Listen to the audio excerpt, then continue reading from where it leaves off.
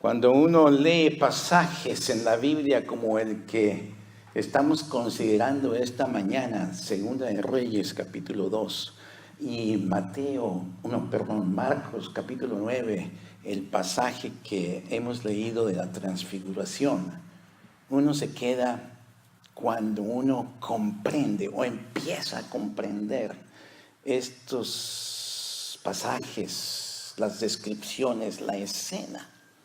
Uno se queda de veras cautivado, embelesado. De manera que uno puede decir, oh caray, como hemos cantado en este himno, cuán dulce es el nombre de Jesús.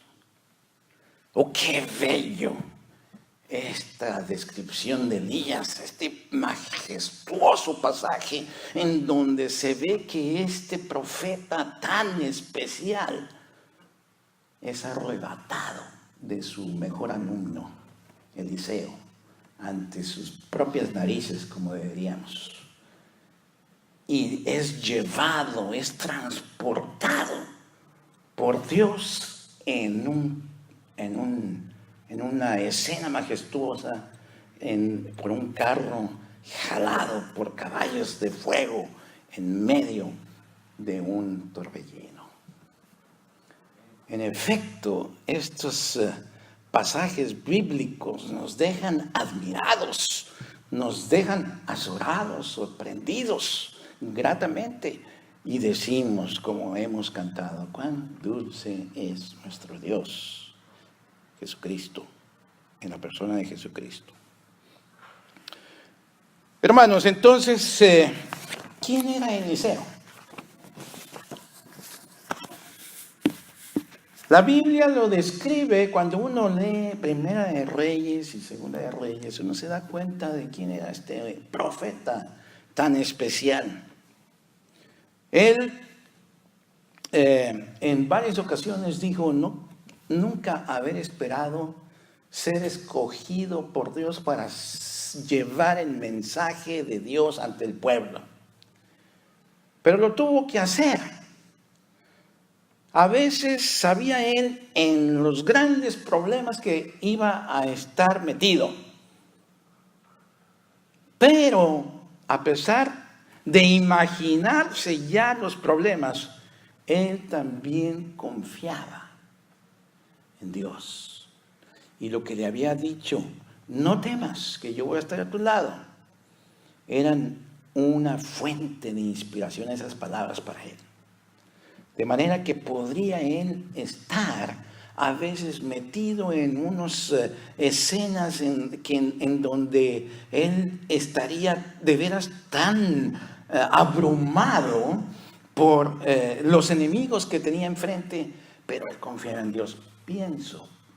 Viene a mi memoria aquel pasaje cuando desafía el profeta Elías a los sacerdotes de la reina Jezabel y del dios Baal, los sacerdotes del dios Baal. Y el profeta Elías era el único que quedaba de los profetas del Señor, de Yahvé, de Jehová, del Dios de Israel. Y entonces él dice a los profetas de Baal, ustedes son cientos. Vamos a hacer una competencia entre ustedes, cientos de sacerdotes, y yo, único profeta de Dios de Israel. Vamos a hacer una competencia para ver, para dirimir, para despejar todas las dudas. ¿Quién de veras es el verdadero Dios? ¿Aceptan? Y los sacerdotes, cientos, muchos de ellos de Baal, dijeron fácilmente sí, animándose uno al otro, viendo la persona del profeta Elías, que seguramente no fuera impresionante, sino un hombre común y corriente, que decían, este no tiene nada de especial, lo podemos vencer fácilmente, y nuestro Dios puede aplastar al Dios de este profeta que no es nadie. Y así probablemente ningunearon, como decimos en México, al profeta Elías. Y entonces la competencia estribó o se enfocó en decirles a los sacerdotes: vamos a competir a ver qué Dios es el que nos oye nuestras oraciones y nuestras peticiones. Y a fin, para que sea más objetiva la competencia, vamos a poner un animal de sacrificio y vamos a poner leña, de manera que podamos pedirle a nuestro respectivo Dios que venga y encienda él mismo la leña, para que el animal que se está ofreciendo de holocausto sea agradable delante de su presencia. Y entonces el profeta Elías les dijo a los profetas de Baal, a los sacerdotes de Baal: hagan ustedes su pila de leña y pongan el animal encima y empiecen ustedes a orar. Les voy a dar la oportunidad, dijo Elías, de que sean ustedes los primeros en entrar en la competencia. Y yo también voy a hacer, por otro lado, mi montón de leña y voy a poner también mi sacrificio. Y después que ustedes terminen, yo puedo seguir. Estuvieron de acuerdo los sacerdotes de Baal. Y entonces empezaron. Dice la escritura que empezaron desde la mañana temprano a hacer oración. Y pensaron ellos que por ser más, el rey Baal, el dios Baal, el dios de ellos, les iba a escuchar. De manera que hasta el mismo Elías en un momento llegó a verlos y les animó él mismo: griten más a su Dios. Y les dijo: porque a lo mejor está dormido, despiértenlo con sus clamores, con sus gritos, para que les oiga y venga y actúe. Los sacerdotes de Baal empezaron a clamar con mayor ánimo, ya que el mismo competidor de ellos les animaba. Pero ese ánimo, no obstante que estaba muy alto, no logró mover ni siquiera al Dios de ellos, al Dios Baal. Y entonces, finalmente, pasado ya gran parte del día, los sacerdotes cansados dijeron: bueno, no nos oyó nuestro Dios, pero ahora te toca a ti. Vamos a ver si el Dios tuyo te oye. Si al nuestro, que le gritamos cientos de nosotros, no nos escuchó, tú, el tuyo, ¿qué esperanza hay que te escuche? Y entonces el profeta Elías dijo: sí, ahora me toca a mí, pero les voy a pedir una cosa. ¿Qué cosa? ¿Ven mi montón de leña? Sí, échenle agua. Ustedes han intentado hacer una hoguera con leña mojada. ¿Sí? Los que son amantes de barbecues pueden producir a la leña fuego si está mojada. Claro que no. Pero el profeta Elías quería dejar en claro que el verdadero Dios es el Dios de Israel. Y entonces le dijeron a él: ya le echamos agua, échenle más agua. Todavía solicitó el profeta Elías. Y entonces los que echaron el agua dijeron: ya le pusimos más, échenle todavía más agua, de manera que esté nadando prácticamente la leña en agua. Y entonces él, ya que vio que estaba la leña súper mojada, entonces él se paró solito y le clamó a Dios: Señor, Dios de Israel, yo sé que tú eres el único Dios verdadero y quiero que te manifiestes ante esta gente para que ellos vean que tú eres el verdadero Dios. Todavía no estaba terminando su oración el profeta Elías. Imagínense lo que pasó. Vino solamente como un rayo, un relámpago. Exactamente golpeó la leña que estaba nadando en agua y la pulverizó. Y entonces la gente que estaba viendo toda esta competencia se excitó, y entonces Elías les dijo, la mayoría de ellos eran israelitas, dijo: maten a estos falsos profetas. Y los mataron. Y den gloria a Dios solamente. A consecuencia de esa acción que él no hizo, pero que él pidió, vivió, experimentó, la reina Jezabel, cuando se enteró que uno solo de los profetas de Israel había derrotado a sus cientos de sacerdotes de Baal, dijo: ¿quién fue? Para ir en contra de él y a ver si puede conmigo, la reina. Y entonces Elías vivió uno de sus días más atormentados, más afligidos. Si no le tuvo a cientos de sacerdotes miedo, le tuvo miedo a una sola mujer, la reina Jezabel. Y huyó y se fue a refugiar allá en las montañas.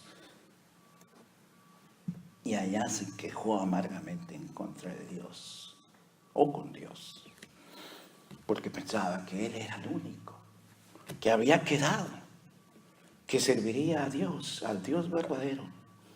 Y Dios le contestó: no, Elías, todavía hay miles que he dejado que están adorándome y te necesito para que ellos los atiendas. Un momento espectacular en la vida de Eliseo, un gran profeta. Y ahora en este pasaje de Segunda de Reyes nos indica que él fue arrebatado, él no experimentó la muerte. En la Biblia que yo me acuerde solamente ha habido dos individuos, dos personas que jamás se murieron. Uno está en el Antiguo Testamento, mucho más en Génesis. Enoc, si no me falla la memoria, se llamaba Enoc. Y el segundo es este profeta Eliseo. Ellos no experimentaron la muerte porque Dios se los llevó. Entonces es una escena espectacular la que nos describe Segunda de Reyes, cómo él fue arrebatado para irse con Dios sin experimentar la muerte. Segunda cosa que yo quiero hacer es la observación, aparte de que este era un gran profeta, era a su asistente, Eliseo, el que Elías estaba preparando porque sabía que Dios le había indicado a Elías que había de desaparecer algún día y dejar a Eliseo a cargo del ministerio de la profecía. Y entonces Elías estuvo entrenando a Eliseo. Eliseo se destacó también, sin duda alguna, de ser un buen discípulo del profeta Elías. De manera que en esta escena nos está describiendo el capítulo 2 de Segunda de Reyes que ya iba a llegar el momento en que Dios habría de arrebatar al cielo a Elías, y cómo el profeta Eliseo se da cuenta. Y entonces empieza a decirle, cada vez que le solicitaba Elías, Eliseo, aléjate de mí ya, quédate en donde debes de quedarte y deja que yo me vaya. Y él decía, no, juro por Dios y por tu vida que no te voy a dejar. Estaba allí dispuesto Eliseo a seguir al mismo profeta Elías hasta donde fuera posible. Y es que Eliseo había aprendido que este hombre Elías era un profeta extraordinario de Dios. Y él quería seguir al lado de él. Como los niños a veces se aferran de las faldas de su mamá cuando sienten que se les va a ir a trabajar o a salir a un mandado de la mamá. Eliseo estaba allí, pegado. Él quería ser obediente. Y eso es, hermanos, una lección para nosotros, que cuando estamos cautivados por Dios y por los hombres de Dios, la gente de Dios, por el pueblo de Dios, allí queremos estar. Porque cuando estamos en presencia de un hombre de Dios o del pueblo de Dios, ahí hay algo especial, hay una bendición para nosotros que no queremos dejar bajo ninguna circunstancia. No la queremos dejar ir. Y eso es lo que Eliseo nos deja con esta insistencia de estar al lado de Elías. Y no solamente su insistencia de estar al lado de Elías, sino que, como llega a decirnos en el verso número 9, en este pasaje, él le hizo una petición a Elías de quedarse con el manto, un símbolo del poder que Dios le había dado a Elías. Y con ese manto leímos también que golpeó las aguas del río Jordán. ¿Y qué pasó? Se abrieron las aguas para que pasaran los profetas. Algo similar como lo que pasó en Éxodo, cuando Moisés golpeó con la vara a las aguas del mar Rojo y se abrieron y pasó el pueblo israelita al otro lado, indicando que se salvaría así de la persecución de Faraón y su ejército. Entonces él le pidió Eliseo a su maestro, ¿qué quieres que te haga? Ante la pregunta que le hizo Eliseo, ¿qué quieres que te haga? Bien, pídeme lo que quieras. Y entonces le dijo en el verso número 9, le dice, te ruego que me des una doble porción de tu espíritu. Te ruego que me des doble porción de lo que tú eres. Entonces Elías dijo, caray, esto es lo que tú pides, es mucho. Pero te puede ser dado si llega el momento en que Dios me lleva y me ves, te será dado. Y eso fue precisamente lo que pasó. Entonces Eliseo, cuando vio que Elías ascendió, subió al cielo en medio de un torbellino, con caballos, con una carroza envuelta en llamas y caballos de fuego, que pueden ustedes imaginarse eso. Él simplemente exclamó, Padre mío, tú has sido para Israel su caballería y sus carros de combate. Tú eres el que ha estado allí al pie del cañón en primer lugar. Y eso es lo que era Elías. Este mismo Elías aparece en la descripción de Marcos capítulo 9, cuando Jesús se transforma y está hablando con Moisés y con Elías. Dos personajes grandiosos en el Antiguo Testamento. Y Jesús es la corona de la revelación de Dios. Dios hecho carne. Aquellos grandes hombres de Dios, Moisés y Elías, no pueden compararse en Jesucristo o con Jesucristo. Jesucristo es Dios hecho carne.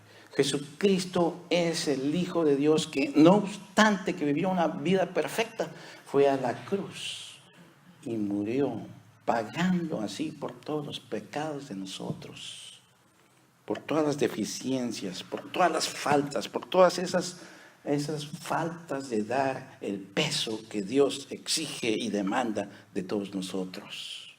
Jesús lo cubrió. Elías no murió en la cruz, ni siquiera experimentó la muerte. Moisés no murió en la cruz. Fue Jesucristo, el Hijo de Dios, el que después, el profeta más grande de todos, Juan el Bautista, apuntó y dijo: he aquí el Cordero de Dios que quita los pecados del mundo. Jesucristo. Jesucristo mismo dio testimonio. El más grande profeta que ha habido es Juan el Bautista. Y Juan el Bautista, nosotros sabemos que murió degollado en una solicitud que hizo una muchacha al rey Herodes. Jesucristo, mis hermanos, es ni más ni menos el Señor, el que sigue quitando los pecados de nosotros. Amén. Que la paz de Dios, que sobrepasa todo entendimiento humano, guarde nuestros corazones y mentes en Cristo Jesús, Señor nuestro. Amén.